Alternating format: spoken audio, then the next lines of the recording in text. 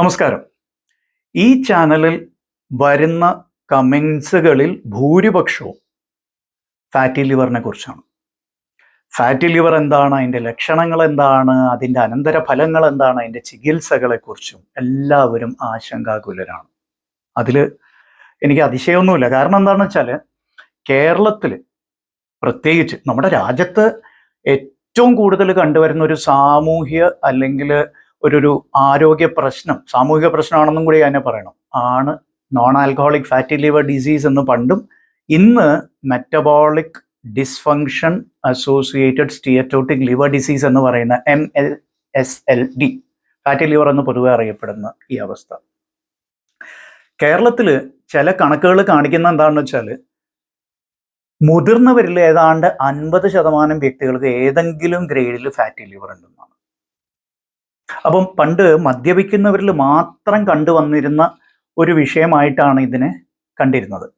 എന്നാൽ ഇന്ന് നമുക്ക് എല്ലാവർക്കും അറിയാം, മദ്യത്തിൻ്റെ ഒരു തുള്ളി പോലും തൊടാത്ത ആൾക്കാരിൽ പോലും ഫാറ്റി ലിവറും അതിനുശേഷം ഫൈബ്രോസിസും അതിനുശേഷം സിറോസിസും ഹെപ്പറ്റോസെല്ലുലാർ കാർസിനോമ അതായത് ക്യാൻസർ വരെ വരുന്നതായിട്ട് നമ്മൾ ഒരുപാട് കേട്ടിട്ടുണ്ട്. അപ്പോൾ എന്താണ് ഈ ഫാറ്റി ലിവർ എന്ന് പറയുന്നത്? ഫാറ്റ് കഴിക്കുന്നതുകൊണ്ടാണോ ഫാറ്റി ലിവർ ഉണ്ടാകുന്നത്? തെറ്റി. അങ്ങനെയല്ല. ഷുഗർ കഴിക്കുന്നതുകൊണ്ടല്ല ഷുഗർ ഉണ്ടാകുന്നത്, ഷുഗർ കഴിക്കുന്നതുകൊണ്ടല്ല ഡയബറ്റീസ് ഉണ്ടാകുന്നത്. നമുക്കെല്ലാവർക്കും, അറ്റ്ലീസ്റ്റ് ഈ ചാനൽ കാണുന്ന എല്ലാവർക്കും അറിയാവുന്ന ഒരു കാര്യമാണ്. അതുപോലെ ഫാറ്റ് കഴിക്കുന്നത് കൊണ്ടല്ല ഫാറ്റി ലിവർ വരുന്നത്. അപ്പോൾ ഫാറ്റി ലിവറിന്റെ കാരണങ്ങൾ എന്തൊക്കെയാണ്? ഏറ്റവും ആദ്യം പറയേണ്ടത് ജനറ്റിക്സ് ആണ്, ജനിതകമായ ഒരു പ്രശ്നം. നമ്മുടെ രാജ്യക്കാർക്ക് നമ്മൾ എന്തൊക്കെ കഴിച്ചാലും ശരി, പ്രത്യേകിച്ച് കാർബ്സ് കൂടുതൽ കഴിക്കുന്ന ആൾക്കാരാണ് നമ്മൾ. കാർബോഹൈഡ്രേറ്റ്സ്, അന്നജം. ഈ കാർബോഹൈഡ്രേറ്റിനെ ശരീരം എന്ത് ചെയ്യുന്ന വെച്ചാൽ പിന്നത്തെ ആവശ്യത്തിന് വേണ്ടി സ്റ്റോർ ചെയ്യും. എവിടെയാണ് സ്റ്റോർ ചെയ്യുന്നത്? ഏറ്റവും വലിയ ആന്തരിക അവയവമായ ലിവറിൽ. അപ്പോൾ കാർബോഹൈഡ്രേറ്റ് ആണ് നമ്മൾ കഴിക്കുന്നത്, പക്ഷെ അത് സ്റ്റോർ ചെയ്യപ്പെടുന്ന അവസ്ഥ ഏതാണ്? ഫാറ്റിന്റെ രൂപത്തിലായിരിക്കും. അപ്പോൾ ഫാറ്റ് ഇങ്ങനെ കൂടിക്കൂടി വരാനുള്ള ഒരു സാധ്യത പൊതുവേ നമ്മുടെ നാട്ടുകാർക്കുണ്ട്. അതിൻ്റെ കൂടെ വേറെ പല പ്രശ്നങ്ങളും കാരണമാവാം.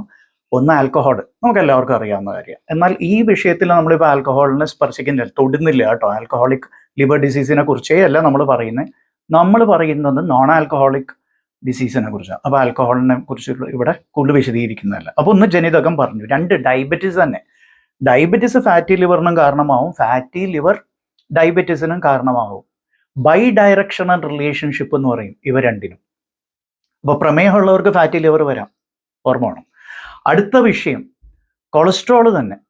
ബ്ലഡ് കൊളസ്ട്രോൾ കൂടുതലാണ്, ബ്ലഡ് ട്രൈഗ്ലിസറൈഡ്സ് കൂടുതലാണ്, അവർക്ക് ഫാറ്റി ലിവർ വരാനുള്ള സാധ്യതയുണ്ട്. അപ്പോൾ ഫാറ്റി ലിവറിൻ്റെ കാരണങ്ങളാണ് നിങ്ങൾ വേണമെങ്കിൽ എഴുതിയെടുത്തോ. അപ്പോൾ 1 ജനിതകം, 2 ഡയബറ്റീസ്, 3 ഈ പറഞ്ഞ പോലെ കൊളസ്ട്രോളും ട്രൈഗ്ലിസറൈഡ് ലെവലിൻ്റെ ആധിക്യം ശരീരത്തിൽ, അതിൻ്റെ ബാഹുല്യം ഫാറ്റി ലിവറിന് കാരണമാവാം. പിന്നെ ചില ഹെറിഡിറ്ററി, അതായത് പരമ്പരാഗതമായിട്ട് കിട്ടുന്ന ചില മെറ്റബോളിക് ഡിസ്ഫങ്ഷൻസ് ഉണ്ട്. ചില മെറ്റബോളിക് എന്ന് പറഞ്ഞാൽ ഗ്ലൈക്കോജൻ സ്റ്റോറേജ് ഡിസോർഡേഴ്സിനൊക്കെ പറഞ്ഞാൽ വളരെ റെയറാണ്, നമ്മൾ അതിനെക്കുറിച്ച് കൂടുതൽ പറയുന്നില്ല. പക്ഷെ അവ കാരണവും ഫാറ്റി ലിവർ വരാം. മദ്യമൊന്നും തൊടാത്ത ആൾക്കാരിൽ ഫാറ്റി ലിവർ വരാം. പിന്നെ ചില വിഷങ്ങൾ.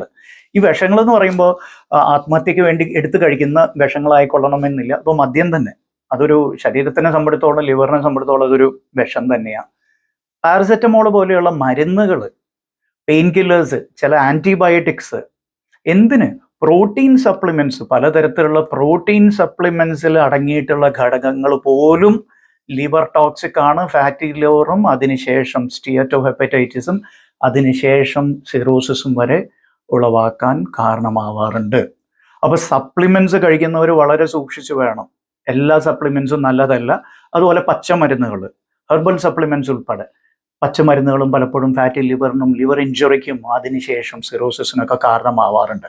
പിന്നെ ഇതൊന്നും ഇല്ലാണ്ട് തന്നെ നോർമലായിട്ടുള്ള ഒരു വ്യക്തിക്ക് ലിവർ ഫാറ്റ് കൂടാമോ? കൂടാം.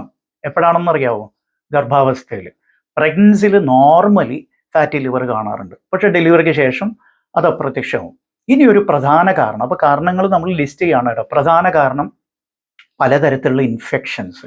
അത് വൈറൽ ഇൻഫെക്ഷൻസ് ആണ് ലിവറിനെ ഏറ്റവും കൂടുതൽ കണ്ടുവരുന്നത്. ഹെപ്പറ്റൈറ്റിസ് എ മുതലുണ്ട്, എ ബി സി എന്നൊക്കെ പറഞ്ഞ ഒരുപാട് ടൈപ്പ് ഉണ്ട്. ഇവയെല്ലാം ഫാറ്റി ലിവറിനും അതിനുശേഷം ഹെപ്പറ്റൈറ്റിസ് തന്നെയാണ് അതിൻ്റെ പേര് തന്നെ, അതിനുശേഷം സിറോസിസിനും കാരണമാവാറുണ്ട്. അപ്പോൾ അടുത്ത ചോദ്യം, എന്താണ് ഫാറ്റി ലിവറിൻ്റെ ലക്ഷണങ്ങൾ? ഫാറ്റി ലിവറിന് പുറത്തേക്കുള്ള ലക്ഷണങ്ങൾ, ബാഹ്യ ലക്ഷണങ്ങൾ കാര്യമായിട്ടൊന്നും തന്നെ ഉണ്ടാവാറില്ല. ചിലരിൽ എന്നാൽ മെറ്റബോളിക് സിൻഡ്രോമിന്റെ ചില ലക്ഷണങ്ങൾ കാണാറുണ്ട്. എന്തൊക്കെയാണ് മെറ്റബോളിക് സിൻഡ്രോം എന്ന് പറയുമ്പോൾ നമ്മൾ ഉദ്ദേശിക്കുന്നത്? പൊതുവെ വളരെ വളരെ മൃദുലമായ ചർമ്മമായിരിക്കും അവരുടെ, വളരെ തിൻ ലെയേർഡ് സ്കിന്നായിരിക്കും. എന്നാൽ ശരീരത്തിന്റെ ചില ഭാഗങ്ങളിൽ ഈ ചർമ്മത്തിന് കട്ടി ഉണ്ടാവും. കഴുത്തിന്റെ പുറകിൽ, ഉദാഹരണം കഴുത്തിന്റെ വശങ്ങളിലും പുറകിലും, അതുപോലെ കക്ഷത്തിൽ, പിന്നെ ഫോൾഡ്സിൽ, ഈ ഭാഗങ്ങളിലൊക്കെ ചർമ്മം കട്ടിയായിട്ട് വരുന്നതായിട്ട് കാണാം. അത് മെറ്റബോളിക് സിൻഡ്രോമിന്റെ ഒരു ലക്ഷണമാവാം. അതുപോലെ വിസിബിൾ വെയിൻസ് ആയിട്ട് കാണാം. ആബ്ഡോമിനൽ ഒബേസിറ്റി വെരി ഇമ്പോർട്ടൻറ്റ്, അതായത് വയറിന് ചുറ്റുമുള്ള കൊഴുപ്പടിയുന്ന അവസ്ഥ. അപ്പൊ സ്ലിം ആയിട്ടിരിക്കുന്ന ആളായിരിക്കാം, പക്ഷെ വയറിന് ചുറ്റും ചിലപ്പോൾ കൊഴുപ്പടിയുന്നതായിരിക്കും. പിന്നെ ഗൈനക്കോമാസ്റ്റിയ, അതായത് പുരുഷന്മാരിൽ ഈ സ്തനം വളർന്നു വരുന്ന ഒരവസ്ഥ, അതുപോലെ മുടി നഷ്ടപ്പെടുന്ന അവസ്ഥ. പിന്നെ ടെസ്റ്റുകൾ ചെയ്യുമ്പോൾ ഈ പറഞ്ഞ ട്രൈഗ്ലിസറൈഡ് ലെവൽ കൂടി കാണാം, LDL കൊളസ്ട്രോളിൻ്റെ ആധിക്യം കാണാം, ബ്ലഡ് പ്രഷർ ഇഷ്യൂസ് ഉണ്ടാവാം, തൈറോയിഡ് ഡിസ്ഫങ്ഷൻ ഉണ്ടാവാം. അങ്ങനെ ഒരുപാട് കാര്യങ്ങളുണ്ട്. ഇതെല്ലാം കൂടി ഒരു കോൺസ്റ്റലേഷനെയാണ് മെറ്റബോളിക് സിൻഡ്രോം എന്ന് പറഞ്ഞത്. അപ്പോൾ ചിലർക്ക് ഈ പറഞ്ഞ മെറ്റബോളിക് സിൻഡ്രോമിൻ്റെ ചില ഘടകങ്ങൾ ബാഹ്യമായിട്ട് കാണാം. പൊതുവെ ഫാറ്റി ലിവർ ഡിസീസ്, നമ്മളിപ്പോൾ പറയുന്ന ഫാറ്റി ലിവർ ഡിസീസ് എന്ന് പറയുമ്പോൾ ഈ കാലത്ത് MASLD എന്നാണ് അറിയപ്പെടുന്നത്. ഞാൻ തുടക്കത്തിൽ തന്നെ സൂചിപ്പിച്ചായിരുന്നു. അതായത് metabolic dysfunction associated steatotic liver disease എന്ന് വെച്ചാൽ ശരീരത്തിൻ്റെ തനതായ പ്രവർത്തനങ്ങളിൽ വരുന്ന ഒരു താളപ്പിഴവ് കാരണം ലിവറിൽ കൊഴുപ്പ് ക്രമാതീതമായി അടിഞ്ഞുകൂടുന്ന ഒരവസ്ഥ. ഓക്കെ, ഇത്തിരി കോംപ്ലിക്കേറ്റഡ് ആവുന്നുണ്ടെങ്കിൽ ഒന്ന് സ്ലോ ഡൗൺ ചെയ്യാം നിങ്ങളുടെ പ്ലേ സ്പീഡ്. പിന്നെ കമൻസ് ചെയ്യാൻ മറക്കണ്ട. കാരണം ഫാറ്റി ലിവർ ഇല്ലാത്ത ഒരു കുടുംബം പോലും ഈ കേരളത്തിൽ ഉണ്ടാവില്ല എന്നാണ് എൻ്റെ ഒരു കണക്കുകൂട്ടൽ. നിങ്ങൾ അതിനെക്കുറിച്ച് തീർച്ചയായിട്ടും കേട്ടിട്ടുണ്ടാവും, വായിച്ചിട്ടുണ്ടാവും. അപ്പോൾ നിങ്ങളുടെ അറിവുകൾ ഇതിൽ കമൻറ്റ് ചെയ്യാൻ മറക്കണ്ട. Please comment right now. അതുപോലെ ലൈക്ക്, സബ്സ്ക്രൈബ് ചെയ്തില്ലെങ്കിൽ അത് ചെയ്യാൻ മറക്കണ്ട. ഇനിയിപ്പോൾ നമ്മൾ കാരണങ്ങളെക്കുറിച്ച് സംസാരിച്ചു കഴിഞ്ഞു. ലക്ഷണങ്ങൾ പൊതുവെ ഒന്നുമില്ല. എന്തൊക്കെ പരിശോധനകളാണ് ചെയ്യേണ്ടത്? ഇവിടെയും ഒരുപാട് ആശയക്കുഴപ്പമുണ്ട്. എന്ത് പരിശോധനകളാണ് ചെയ്യുന്നത്? എല്ലാവരും പോയിട്ട് ലിവർ ഫംഗ്ഷൻ ടെസ്റ്റ് ചെയ്യും. ഓർമ്മയിരിക്കുക, ഇതേ ഈ ഒരു ഭാഗം നിങ്ങൾ വീണ്ടും വീണ്ടും കേൾക്കണം കേട്ടോ. ഇപ്പം ഞാൻ പറയാൻ പോണ അടുത്ത 10-30 സെക്കൻഡ് കാര്യം എന്താണെന്ന് വെച്ചാൽ, ലിവർ ഫംഗ്ഷൻ ടെസ്റ്റുകളിലൂടെ മാത്രം നിങ്ങൾക്ക് ഫാറ്റി ലിവറോ അതിൻ്റെ ഘട്ടത്തെക്കുറിച്ചോ അറിവ് കിട്ടാൻ സാധ്യതയില്ല. അതായത് നിങ്ങൾ പൊതുവേ ലാബിൽ പോയി ചെയ്യുന്ന ലിവർ ഫംഗ്ഷൻ ടെസ്റ്റ് എന്ന് പറയുമ്പോൾ serum bilirubin, direct indirect serum bilirubin, proteins, അതായത് ഗ്ലോബുലിൻ, ആൽബുമിൻ, അത്തരത്തിലുള്ള, പിന്നെ SGOT, SGPT, ആൽക്കലൈൻ ഫോസ്ഫേറ്റേസ് എന്നിവ പരിശോധനകളാണ് പൊതുവെ ലിവർ ഫംഗ്ഷൻ ടെസ്റ്റിന്റെ ഭാഗമായിട്ട് ബഹുഭൂരിപക്ഷം ലാബ്സിലും ചെയ്യുന്നത് ആണല്ലോ. ഈ ടെസ്റ്റുകൾ ചെയ്തതുകൊണ്ട് മാത്രം നിങ്ങൾക്ക് ലിവർ ഫാറ്റിനെ കുറിച്ച് കാര്യമായ അറിവ് കിട്ടില്ല.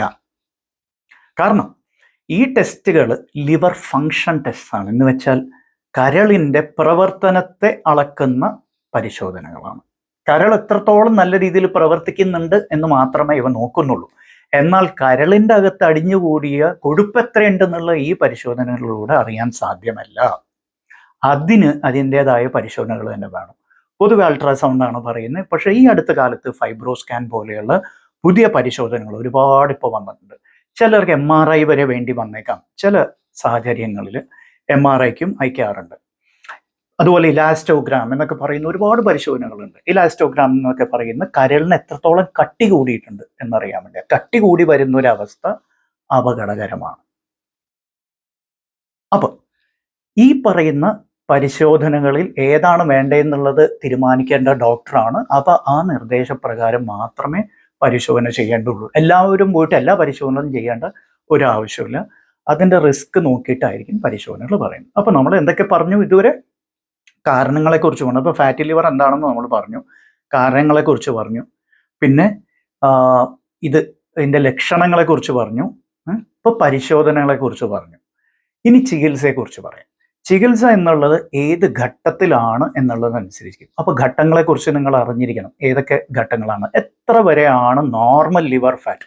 നോർമൽ ലിവർ ഫാറ്റ് ശരാശരി 5 മുതൽ 12% വരെ ലിവറിൻ്റെ, അതായത് കരളെന്ന് പറയുന്ന അവയവത്തിൻ്റെ ഭാരത്തിൻ്റെ 8 മുതൽ 12% വരെ നോർമലി ഫാറ്റ് എല്ലാവർക്കും ഉണ്ടാവും.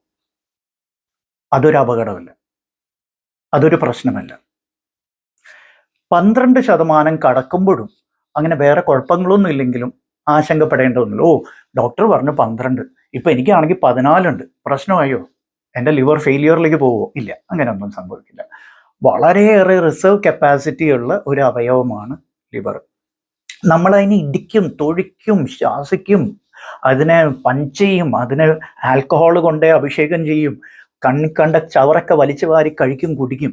നല്ല ലിവറിന്, നല്ല ആരോഗ്യമുള്ള ഒരു വ്യക്തിയുടെ ലിവർ ആണെങ്കിൽ നല്ല രീതിയിൽ ഇതിനൊക്കെ കൈകാര്യം ചെയ്യാൻ, ഇതിനൊക്കെ തരണം ചെയ്യാനുള്ള കഴിവുള്ള ഒരു അവയവമാണ് ലിവർ. അപ്പോൾ ഒരു 14%, 15% ആയാലും വേറെ പ്രശ്നങ്ങളൊന്നും ഇല്ലെങ്കിൽ അത്രയും കുഴപ്പങ്ങൾ ഉണ്ടാവാറില്ല. എന്നാൽ ഈ ഘട്ടം കഴിഞ്ഞു കഴിയുമ്പോൾ നിങ്ങൾ ആ ആദ്യത്തെ പടം അതിലേക്ക് ഒന്ന് റിവൈൻഡ് ചെയ്ത് നോക്കുക. അപ്പോൾ ഇവിടെ നിങ്ങൾ കമൻറ്റ് ചെയ്യണേ, നിങ്ങളുടെ ഗ്രേഡ് ഏതാണ്, നിങ്ങൾ അതിന് വേണ്ടി എന്ത് ചെയ്തു എന്നുള്ളത് നിങ്ങൾ കമൻസിലൂടെ അറിയിക്കണം. Let the public know, let others know. ഇത് ഇത്രയും നമ്മളും നമുക്കും പഠിക്കാൻ സാധിക്കും ഇതിൽ നിന്ന്. അപ്പോൾ ഇതിൽ പല ഗ്രേഡ്സ് ആയിട്ടാണ് കാണുന്നത്. Grade 1, grade 2, grade 3. നിങ്ങളുടെ കയ്യിൽ ഏതെങ്കിലും റിപ്പോർട്ട്സ് ഉണ്ടെങ്കിൽ നിങ്ങൾക്ക് നോക്കാം. ഗ്രേഡ് 1 ഫാറ്റി ലിവർ, 2, 3 എന്നൊക്കെ പറഞ്ഞിട്ടുണ്ടാവും. അപ്പോൾ എങ്ങനെയാണ് ഈ ഗ്രേഡ് ചെയ്യുന്നത്, എത്ര ശതമാനത്തോളം ഫാറ്റ് ഉണ്ടെന്നുള്ള രീതിയിലാണ് ഇത് ഗ്രേഡ് ചെയ്യുന്നത്.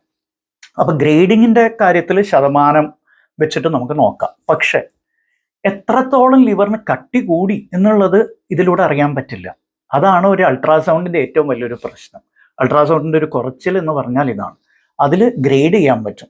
പക്ഷെ ഏതൊക്കെ മേഖലകളിൽ, ലിവറിൻ്റെ ഏതൊക്കെ സെഗ്മെൻറ്റ്സിൽ എത്രത്തോളം ഫാറ്റ് ഉണ്ട് എന്നോ അല്ലെങ്കിൽ എത്രത്തോളം കട്ടി കൂടി എന്നോ അതിൻ്റെ ഇലാസ്റ്റിസിറ്റി, അതായത് ലിവർ നല്ല സ്പോഞ്ച് പോലെ ഇരിക്കേണ്ട ഏതാണ്ട് അല്ലേ, ഒരു ഫേം യെറ്റ് ഇലാസ്റ്റിക് ഒരു ഓർഗൻ ആണല്ലോ, അത് എത്രത്തോളം കട്ടിയാവുന്നതിന് കാർഡ്ബോർഡ് പോലെ ആവുന്ന അവസ്ഥകളൊക്കെയാണ്. അവിടെയും ഇവിടെയൊക്കെ ഇങ്ങനെ മുഴച്ച് വരുന്നതായിട്ട് കാണാറുണ്ട്. അതിനാണ് ഈ ലിവറിൽ നീർക്കെട്ട് എന്നൊക്കെ നിങ്ങൾ കേട്ടിട്ടുണ്ടാവും അല്ലേ. പൊതുവെ നീർക്കെട്ട് എന്ന് പറയുമ്പോൾ ഇതിനെയാണ് ഉദ്ദേശിക്കുന്നത്. എന്നിട്ട് അതിൻ്റെ നിറവ് മാറി തുടങ്ങും. അപ്പോൾ വളരെ ഹെൽത്തി, ആരോഗ്യത്തോടെയുള്ള ലിവറിൽ നിന്ന് മാറി വിളറി വെളുത്ത ഒരു അവയവമായിട്ട് പതുക്കെ ലിവർ മാറും. ഇതിനെത്ര വർഷങ്ങളെടുക്കും എന്നറിയാവോ? ഒരുപാട് വർഷങ്ങളെടുക്കും. അല്ലാണ്ട് പെട്ടെന്നൊരു ദിവസത്തിൽ സംഭവിക്കുന്നതല്ല. We are talking about MASLD, അതായത് ഫാറ്റി ലിവർ ഡിസീസ് എന്ന് പറയുന്ന അവസ്ഥയെക്കുറിച്ച് മാത്രമാണ് പറയുന്നത്. വേറെ രോഗങ്ങളുള്ളവർക്ക് ഇത് ബാധകമല്ല, ദയവായി ഓർക്കുക. അപ്പോൾ ഫാറ്റി ലിവർ ഡിസീസിൻ്റെ ഒരു പ്രോഗ്രഷൻ എന്ന് പറയുമ്പോൾ ഒരുപാട് വർഷങ്ങളെടുക്കും. അതിനുള്ളിലൊക്കെ നമുക്കിതിനെ തടഞ്ഞു നിർത്താനോ ചില സന്ദർഭങ്ങളിൽ റിവേഴ്സ് ചെയ്യാൻ വരെ സാധിക്കും. ഞാൻ കണ്ടിട്ടുണ്ട് ഒരുപാട് പേഷ്യൻസ് അവിടെ റിവേഴ്സ് ചെയ്യാൻ. അപ്പോൾ അതാണ് ഇനി ഏറ്റവും പ്രധാന ഭാഗം, ഇതെങ്ങനെ റിവേഴ്സ് ചെയ്യും എന്നുള്ളതാണ്. അപ്പോൾ റിവേഴ്സ് ചെയ്യുന്നതിൻ്റെ കാര്യം പറയുന്നതിന് മുമ്പ് നിങ്ങളൊന്ന് റിവേഴ്സ് പോകണം. ഈ ഇത്രയും നേരം പറഞ്ഞത് സമയം കൂടുതൽ എടുത്തു എന്ന് എനിക്കറിയാം, പക്ഷേ ഇത് വിശദമായിട്ട് പറയാൻ വേണ്ടി തന്നെയാണ് ചെയ്തത്. വീണ്ടും ഇത് റിവൈൻഡ് ചെയ്ത് നിങ്ങളിത് കാണണം. ഇത്ര നേരം പറഞ്ഞു, ബിക്കോസ് ഇതിൽ ഒരു വാക്ക് പോലും അനാവശ്യമല്ല. എല്ലാം ഏറ്റവും പ്രധാനപ്പെട്ട കാര്യങ്ങൾ, എല്ലാവരും അറിഞ്ഞിരിക്കേണ്ട കാര്യമാണ്. അപ്പോൾ ഇവിടെ നിന്ന് ഒന്ന് റിവൈൻഡ് അടിച്ച് കാണുക. In the mean time do comment ചെയ്യാൻ മറക്കണ്ട. ഇനിയിപ്പോൾ നമ്മൾ ഇതിൻ്റെ ട്രീറ്റ്മെൻറ്റിലേക്ക് വരാം. അപ്പോൾ ഞാൻ ഇതിൻ്റെ ഗ്രേഡ്സ് പറഞ്ഞു അല്ലേ, ഗ്രേഡ് 1, ഗ്രേഡ് 2, ഗ്രേഡ് 3. പിന്നെ it goes into hepatitis, steatohepatitis എന്ന് പറയും. NASH, non alcoholic steatohepatitis എന്നാണ് അതിന് പറയുന്നത്. ഇപ്പോൾ അതിൻ്റെ പേരുകളൊക്കെ മാറിയിട്ടുണ്ട്. പിന്നെയാണത് സിറോട്ടിക് ആവുന്നത്, സിറോസിസിലേക്കും. പിന്നെ സിറോസിസ് കൂടുതൽ വെച്ചുകൊണ്ടിരുന്നാൽ അത് ക്യാൻസറിലേക്ക് വരെ നയിക്കാൻ സാധ്യതയുണ്ട്. അപ്പോൾ നമുക്കിനി ഇതിൻ്റെ ട്രീറ്റ്മെൻറ്റിലേക്ക് വരാം. ഏത് ഗ്രേഡിലാണ് നമ്മൾ ഇൻ്റർവീൻ ചെയ്യുന്നത്, ഏത് ഗ്രേഡിലാണ് നമ്മൾ ട്രീറ്റ്മെൻറ്റ് തുടങ്ങുന്നത് എന്നനുസരിച്ചിരിക്കും. ഇനിയിപ്പോൾ ഒരു വളരെ പ്രധാനപ്പെട്ട ഒരു കാര്യം, ഇതുവരെ ലോകത്തിലെങ്ങും സിറോസിസിന് റിവേഴ്സ് ചെയ്യാനുള്ള മരുന്ന് കണ്ടുപിടിച്ചിട്ടില്ല. സിറോട്ടിക് സ്റ്റേജിൽ എത്തിക്കഴിഞ്ഞാൽ അതിനെ റിവേഴ്സ് ചെയ്യാനുള്ള ഒരു മരുന്നും ഭൂമിയിലില്ല. അപ്പോൾ നമ്മൾ റിവേഴ്സ് ചെയ്യണമെന്നുണ്ടെങ്കിൽ, അല്ലെങ്കിൽ ഇതിനെ ഹോൾട്ട് ചെയ്യണമെന്നുണ്ടെങ്കിൽ, ഈ രോഗപ്രക്രിയയെ അതിൻ്റെ നിലയ്ക്ക് നിർത്തണം എന്നുണ്ടെങ്കിൽ, തടഞ്ഞു നിർത്തണം എന്നുണ്ടെങ്കിൽ അതിന് മുമ്പേ നമ്മൾ ട്രീറ്റ്മെൻറ്റ് തുടങ്ങണം. ഏറ്റവും നല്ലത് ഗ്രേഡ് 1 തന്നെ തുടങ്ങണം. ഗ്രേഡ് 1 ഫാറ്റി ലിവറിൽ എന്തൊക്കെയാണ് ചെയ്യേണ്ടത്? First and foremost weight loss. Weight loss എന്ന് പറയുമ്പോൾ അപ്പം തന്നെ എടുത്തിയാടി അയ്യോ ഇനി ഞാൻ തടിയനല്ലല്ലോ എന്ന് പറയാൻ വരട്ടെ. നിങ്ങളൊന്ന് നോക്കുക, നിങ്ങളുടെ വയറിന് ചുറ്റും നോക്കുക, നിങ്ങളുടെ വയറിന്റെ ചുറ്റളവ് നിങ്ങൾ നോക്കുക. ഒരു മെഷറിംഗ് ടേപ്പ് എടുത്തിട്ട് പൊക്കളുടെ ലെവലിൽ വെച്ചിട്ട് ഒന്ന് നോക്കുക. നിങ്ങൾ പുരുഷനാണെങ്കിൽ അത് 90ന്റെ മുകളിലും, സ്ത്രീ ആണെങ്കിൽ 80ന്റെ മുകളിൽ, ഏത് സെന്റിമീറ്റർ എന്താണ് കട്ട് ഓഫ്? പുരുഷനാണെങ്കിൽ 90 സെന്റിമീറ്ററിന്റെ മുകളിൽ, സ്ത്രീ ആണോ 80 സെന്റിമീറ്റർ 80 സെന്റിമീറ്റേഴ്സിന്റെ മുകളിലാണെങ്കിൽ നിങ്ങൾക്ക് അബ്ഡോമിനൽ ഒബേസിറ്റി ഉണ്ട്. സിമ്പിൾ, കഴിഞ്ഞു. വേറെ ഒന്നും നോക്കണ്ട. ആ ഇത് ചുറ്റളവ് കുറയ്ക്കണം, ഈ കട്ട് ഓഫ്സിലേക്ക് എത്തിക്കണം, അതിന് താഴേക്ക്. നാട്ടുകാർ പറയും അയ്യോ നീ ക്ഷീണിച്ചു പോയല്ലോടി, അയ്യോ എന്ത് കോലം കെട്ടുപോയല്ലോ എന്നൊക്കെ ഇങ്ങനെ പറയും. Don't bother about that. Loose wait, very important. 2, fatty liver. ആദ്യമേ പറഞ്ഞു, ഫാറ്റി ലിവർ വരുന്ന ഫാറ്റ് കഴിക്കുന്നതുകൊണ്ടല്ല. ഹെൽത്തി ഫാറ്റ്സ് നിങ്ങൾ കഴിച്ചുകൊണ്ട് ഫാറ്റി ലിവർ നിങ്ങൾക്ക് വരില്ല. എന്നാൽ ഫാറ്റി ലിവർ വരുന്നതിന് കാരണം കാർബ്സ് ആണ്. കാർബ്സിൻ്റെ ഇൻടേക്ക് കുറയ്ക്കുക. പിന്നെ 3, ഞാൻ ആദ്യമേ പറഞ്ഞു ആൽക്കഹോളിക് ലിവർ ഡിസീസിനെ കുറിച്ച് നമ്മളിവിടെ പറയുന്നില്ല, എന്നാലും പറയാണ്, ആൽക്കഹോൾ കഴിക്കുന്ന ഏത് രൂപത്തിലാണെങ്കിലും, അത് അരിഷ്ടമായിട്ടാണെങ്കിൽ, അരിഷ്ടത്തിലും ആൽക്കഹോൾ ഉണ്ടെന്നുള്ളത് പലർക്കും അറിയാം, എന്നാലും കണ്ണടച്ചിട്ടാക്കും. എന്നിട്ട് നാട് മുഴുവൻ വലിയ ആൾക്കാരായിട്ട് നടക്കും. ഓ ഞാൻ മദ്യപിക്കാറൊന്നുമില്ല, ഞാൻ കള്ളുകൂടിയൊന്നുമില്ല, ഞാൻ വിസ്കി ബ്രാൻഡി ഒന്നും കഴിക്കില്ല, ഞാൻ ഡെയിലി അരിഷ്ടം മാത്രമേ കഴിക്കുള്ളൂ. സഹോദര, കരൾ കരിഞ്ഞു പോകും. അത് തന്നെ, because it is alcohol which is A liver toxin. അതുപോലെ പിൽ പോപ്പിംഗ്, തൊട്ടനും പിടിച്ചതിനൊക്കെ ഗുളിക കഴിക്കുന്ന ആൾക്കാർ, സപ്ലിമെന്റ്സ് ഉൾപ്പെടെ കഴിക്കുന്നവരുണ്ടെങ്കിൽ സൂക്ഷിക്കുക, ജാഗ്രത. ബിക്കോസ് ഈ സപ്ലിമെന്റ്സിൽ പലതും ലിവർ ടോക്സിൻസ് ആണ്, ഒരു സംശയം വേണ്ട ഇതിൽ. പിന്നെ വെരി ഇമ്പോർട്ടൻറ്റ്, നിങ്ങൾക്ക് ഏതെങ്കിലും തരത്തിലുള്ള ഹെപ്പറ്റൈറ്റിസ് ഉണ്ടെങ്കിൽ ഇതുവരെ സ്ക്രീൻ ചെയ്തില്ലെങ്കിൽ, especially hepatitis B and C ഇതുവരെ ചെയ്തില്ലെങ്കിൽ, ഹെപ്പറ്റൈറ്റിസ് ബി, സി എന്നിവയ്ക്ക് സ്ക്രീനിങ് ചെയ്തേ തീരൂ. അതുപോലെ നിങ്ങൾ കൊളസ്ട്രോളിന് മരുന്ന് കഴിക്കുന്നുണ്ടെങ്കിൽ അത് കാരണം ചിലപ്പോൾ ഫാറ്റി ലിവർ വരാം. കൊളസ്ട്രോൾ കാരണം വരാം, കൊളസ്ട്രോളിന് കഴിക്കുന്ന മരുന്നുകൾ, ചില മരുന്നുകൾ കാരണം വരാം. അങ്ങനെയാണോ എന്നുള്ളത് നോക്കുക, അത് ഡോക്ടറോട് തന്നെ സംസാരിക്കുക. അപ്പോൾ 5 രീതികളിൽ നമുക്കിത് കൺട്രോൾ ചെയ്യാൻ പറ്റും. എന്തൊക്കെയാ? വെയിറ്റ് ലോസ്, ഡയറ്റ്, ഹാബിറ്റ്സ് അല്ലേ, പിന്നെ നമ്മുടെ തെറ്റായ ചില വിശ്വാസങ്ങൾ, and most important abdominal obesity control ചെയ്യുന്നതിലൂടെ. ആബ്ഡോമിനൽ ഒബേസിറ്റി എന്ന് പറയുമ്പോൾ വയറിൻ്റെ ചുറ്റളവ് നിയന്ത്രിക്കുന്നതിലൂടെ. അതെങ്ങനെ നിയന്ത്രിക്കണം എന്നുള്ളത് നിങ്ങൾ തീരുമാനിക്കുക. നിങ്ങളുടെ ശരീരപ്രകൃതം, നിങ്ങളുടെ സാഹചര്യങ്ങൾ അനുസരിച്ച് നിങ്ങൾ തീരുമാനിക്കുക. ബട്ട് ഇതൊക്കെയാണ് ചെയ്യേണ്ടത്. മരുന്നുകൾക്ക് സ്കോപ്പ് ഉണ്ടോ? ഉണ്ട്. ഗ്രേഡ് 1, ഗ്രേഡ് 2 ഫാറ്റി ലിവർ ആ സ്റ്റേജസിൽ കൊടുക്കാവുന്ന മരുന്നുകളുണ്ട്, ഫലപ്രദമായിട്ട് പ്രവർത്തിക്കുന്ന മരുന്നുകളുണ്ട്. പക്ഷേ എല്ലാ സപ്ലിമെൻസും ഫലപ്രദമല്ല. അപ്പോൾ അതുകൊണ്ട് ഞാൻ ഈ വിറ്റാമിൻ ആ വിറ്റാമിൻ അത് കഴിക്കണം, റോങ്. അങ്ങനെ യാതൊരു സയൻറ്റിഫിക് എവിഡൻസും ഇവിടെ ഇല്ല. ശ്രദ്ധിക്കുക, ഡോക്ടറുടെ നിർദ്ദേശപ്രകാരം മാത്രം. അതിനുശേഷം മോണിറ്റർ ചെയ്യാനുണ്ട് ഇത് കേട്ടോ, മോണിറ്റർ ചെയ്യണം. എന്ന് വെച്ചാൽ ഇടയ്ക്കിടയ്ക്ക് ഇതിൻ്റെ ഗ്രേഡിങ് നോക്കേണ്ടി വരാം. പിന്നെ വേറെ ഏതെങ്കിലും പരിശോധനകൾ വേണമെങ്കിൽ അതും ചെയ്യേണ്ടി വരാം. പലർക്കും അങ്ങനെ ചെയ്യേണ്ടി വരാറുണ്ട്. അപ്പോൾ എസ്പെഷ്യലി ഡയബറ്റീസും വേറെ അസുഖങ്ങളൊക്കെ ഉള്ള വ്യക്തികളിലാണെങ്കിൽ. അപ്പോൾ നിങ്ങളുടെ കമൻസ്, ലൈക്സ്, ഷെയർസ്, പിന്നെ subscription, again we request you to do that in case you have not done. And if you have liked this, go and watch the shorts. ഇതിൻ്റെ ഒരുപാട് ഷോർട്സ് ഇടുന്നുണ്ട്, കാരണം അത്രയ്ക്കും സാമൂഹ്യ പ്രസക്തിയുള്ള ഒരു വിഷയമാണിത്. അപ്പോൾ ഇത് മറ്റുള്ളവരായിട്ട് ഷെയർ ചെയ്യാൻ മറക്കണ്ട. Thanks for watching. Bye bye.